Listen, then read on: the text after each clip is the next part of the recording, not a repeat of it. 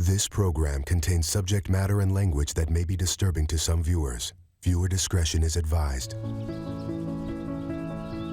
I'm Todd. I'm 37 years old. I live in Sacramento, California. Say hi to Uncle Toddy. Say hi, wave.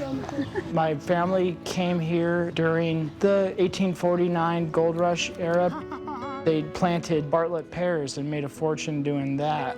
Todd's always been very good looking and charming and sweet and funny. I always thought Todd would be very successful. I thought he would be an entrepreneur. For a good chunk of time, he was a successful real estate investor and a skilled craftsman. Todd has always been very bright up until the point he started doing drugs.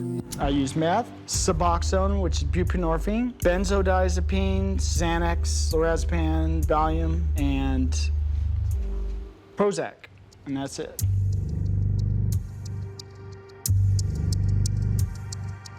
I live with my parents. Even though my son lives in the same home with us, it's a large property and he isolates himself from us, you know, we don't see much of him. Our home is 5,000 square feet plus a full basement down below. We're on 16 acres, extensive gardens and trees. There's a 3,000 square foot barn. Todd just can disappear. We don't see him for days sometimes. I spend most of my time in the barn because it's easy to isolate in here and I have freedom to do whatever I want in here. He goes into his barn and locks the door. I have my pills down here, dope right here, dope pipes, and a torch. My assumption is that every time I see him, he is using drugs. He's depressed. His health is deteriorating. His sleeping pattern is totally mixed up. He's up all night and sleeps most of the day. His legs are swelling, his ankles are swelling, he's bloating up. He's having problems with his teeth. He doesn't eat well at all, he eats cereal, and that's about it. He's had 2 seizures where he was taken to the hospital. The Todd that we knew is gone. He's there somewhere, but that loving child is gone from me. And I so badly want him back. Todd was our Christmas baby. He was born on December 22nd. Todd was always right next to his mom. He would lock his arms around her neck. You couldn't pull him off of her. Yeah, I had a great childhood. To me, I had an absolute ideal childhood. And the place needed a total restore, but all the kids helped. Everybody did their share. My dad is very Mussolini-esque. He should have been in the army. He would have fitted well. We both were sort of indentured servants for my folks growing up. All my kids worked really hard. That's how they got their friends to be able to stay over for the weekend or to go out in the boat or to ride the horses, etc. I made them earn everything they got. Going to Todd's house was great. I loved it. Some of the other kids in the class didn't want to go because Todd's dad would make us work. So going out there meant, 3-4 hours of hard labor. When Todd was in high school, he had a lot of friends. All the ladies loved him. He was into photography, taking pictures for the high school yearbook. He was a football player. He seemed great from the outside. I always had a social anxiety and stuff. So I did a lot of acting when I was younger because I always didn't feel confident, in my own skin. So you have to act, You have to put up a facade and pretend you're having a good time. I always thought I was a dumb kid, I always got bad grades. I was called stupid. I was put in the stupid row in school. Todd's always had pressures to get good grades, to be successful. It was hard on him. He lived this beautiful life in college. He was doing great in school, so we thought. Todd flunked out of college in Santa Barbara, came back home. I think that was really hard for Todd. My dad owns apartment complexes, and he took Todd under his wing and showed him the ropes, and Todd really took to it. He could do anything. Todd's a true craftsman. Most of our properties were built right about the turn of the century or in the 30s and 40s. And it took a level of skill to repair and remodel these properties. And Todd had that. He could master just about any trade there was. When Todd got married, he was doing great. He was a completely different person. He was happy. He was successful.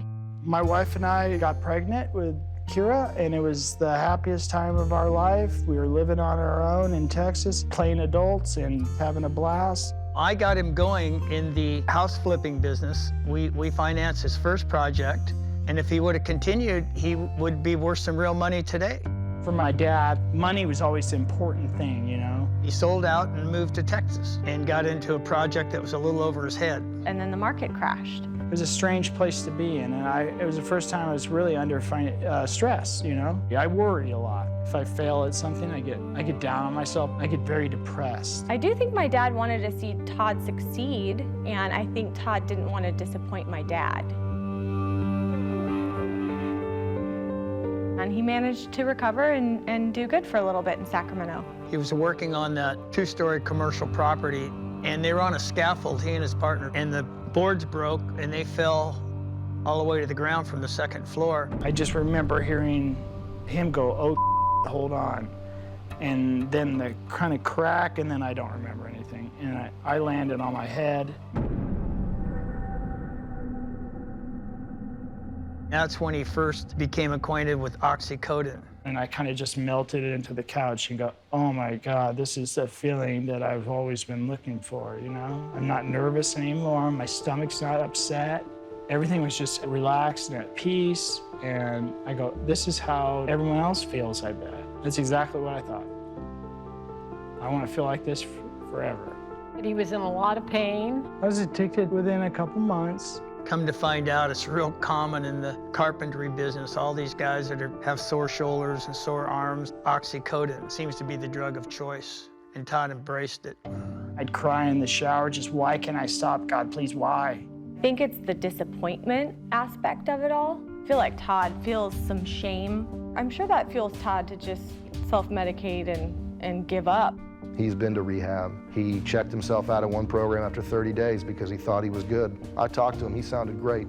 I don't know exactly how many days it was, but relapse came. Todd couldn't get off the drugs, so his wife had to leave. I never blamed her for divorcing me. I think when she left, that kind of just sent Todd into a deeper spiral. He hasn't recovered from that point on. Things have just gotten worse. I don't have anything. I mean, my parents do, but that's not me. I really don't have anything. On paper, it looks good, but no, I really don't have. My dad could kick me out tomorrow and I'll be homeless in my car again, you know? So it looks good. I have access to a lot of stuff, and I get homeless fast. I'm not sure where he's getting his money from. My parents have cut him off now. He does go by thrift stores and garage sales, antique stores, and he buys things and he sells them on eBay. That's his only source of income right now. I like to buy things, fix them up, sell them or keep them. So this is a guy that had everything and was restoring $1 million homes, and now he's polishing up old sneakers on eBay to make a buck. Despite being in and out of rehab and detoxes, he keeps using again because he has a really plush environment to use in. I know you guys must feel like if you kick him out of the house, that something awful would happen. I just want to make sure you guys are taking care of yourselves. I'm so worried about his health. I can't tell you. We let him live here, Molly, because, you know, I did kick him out before. Yeah. And I'll feed him, but I'm not gonna give him money. I see my mom helping Todd time and time again, and I also see what Todd needs. He needed her to give up on him years ago and let him fly on his own and be on his own. Jeez. Hey, Todd, how are you? Oh, man. My name is Donna. Hey, Donna. Pleasure to meet you. Thanks, guys. We have a seat here on the couch for you. Right there between Liz and Molly. Really? I didn't know this. Yeah, damn it. And all you gotta do is sit there, kick back and listen. Your family just has a couple things they want to tell you, okay? Okay. Molly? I love you. I love you too. Todd, I want you to have a second chance at life. I feel like you've already died because this is not living. I want you to move far away from the nest, learn how to spread your wings and fly. I did it, and I know you can do it too. You're so much better sober, so please take this seriously and fight. You have a chance to do anything. Really, anything you want to do, you can do it. From the 5th grade through high school and into our adult years, I've always thought he was my best friend. I always loved your sense of humor, your loyalty as a friend, and all the memories we shared through all the years.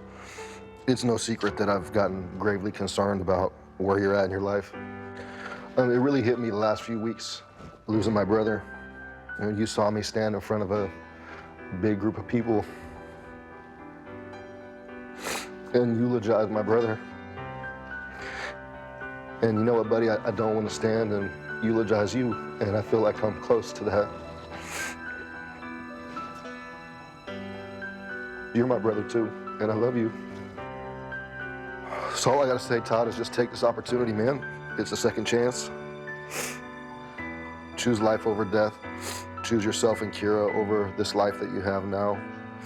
And take this opportunity and make the most of it, and I'll be here for you. I love you. So the opportunity that is being offered to you today is to go to treatment, all right? And we're gonna have to leave here pretty soon in order to catch a flight. We'll be going to Tennessee. Tennessee. At this point, wherever is better than where you're at right now. Sorry, it's uncomfortable. It's just weird. I didn't expect this. I know. Yeah, Just it's cool. relax. It's all good. Are you okay with going there today? Terrific. All right, guys, Team Todd. Team Todd. I'm so happy you chose this.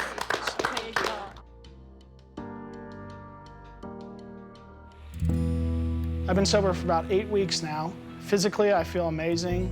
The depression is gone. Mentally, I feel great. It's been a long time, and it's all coming together.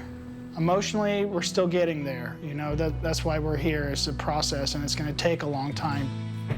Hello. Hi, Todd. Hey, Moss. You look beautiful. Hi, Toddy. Good to see you. Good to see you.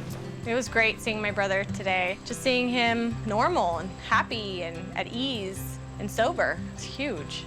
Before, I would not take suggestions easily. I try to manipulate situations, have things go my way. Very selfish, very self-centered. And here, I'm trying to do the right thing every day, getting better every day. I don't realize how much havoc I cause, and sometimes I do, but I'm like nervous so I don't say the right thing. So I'm really sorry for all this stuff I did. Causing all kinds of grief, though. I'm sorry. I didn't realize I was doing that. Just a simple sorry is amazing. Thank you. It's been about 13 years since I've been happy with myself. I'm really starting to know what that feels like now. It's the first time in a long time that I can wake up and be honestly happy to get out of bed. It's amazing.